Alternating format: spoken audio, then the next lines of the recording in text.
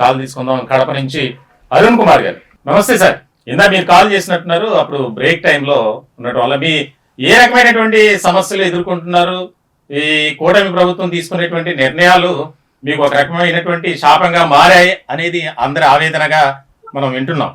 దీనికి సంబంధించి ఇది ఎలా ఉందంటే, ఇప్పుడు మా కాంట్రాక్ట్ వ్యవస్థ పైన ప్రస్తుత ప్రభుత్వం గానీ ఇంతకు ముందు ఉన్న ప్రభుత్వం గానీ ప్రభుత్వాలు అయితే మారుతున్నాయి కానీ మా తలరాతలు అయితే మారట్లేదు. ఇంకోటి ఎవరు వచ్చినా కానీ మా పైన సమస్య ప్రేమ చూపిస్తున్నారు అనమాట. సమస్యలు అయితే ఎలా చూస్తారు, నీకు కన్నతలు ఎలా చూస్తారు తెలుసు, సమస్యలు ఎలా చూస్తారు తెలుసు.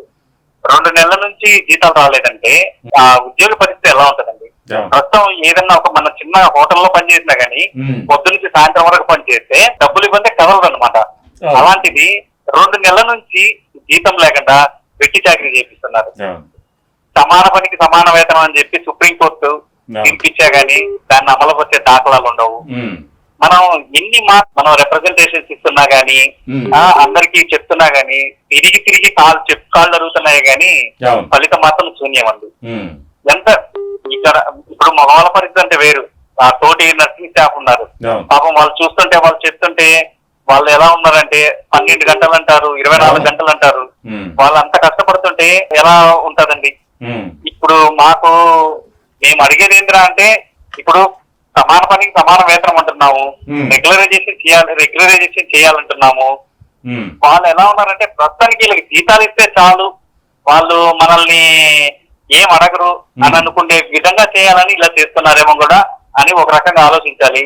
కాకపోతే ప్రస్తుత ముఖ్యమంత్రి గారు అయితే ప్రతి ఒక్కరిని అడగండి. ఇప్పుడు వాళ్ళకి ఏది మహిళలకి గాని దివ్యాంగులకు గాని ప్రతి ఒక్కరికి ఫ్రీ బస్సులు పెట్టారు.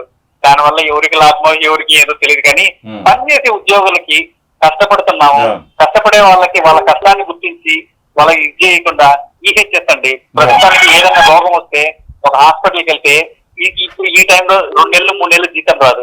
అట్లాంటప్పుడు ఇంట్లో ఎవరికి ఇబ్బంది కలిగినా గానీ ఏం పని చేయాలండి? బయట అప్పులు తెచ్చుకుంటే నీకేమయ్యా నువ్వు గవర్నమెంట్ ఉద్యోగివి, నీ దగ్గర డబ్బు లేదా అని అవి చేస్తారు. ఎలా ఉందంటే ఊరు గొప్ప పేరు అలాగుందండి మా పని. ఖచ్చితంగా వీటన్నిటికీ బ్రేక్ పడేటువంటి రోజులు అతి త్వరలోనే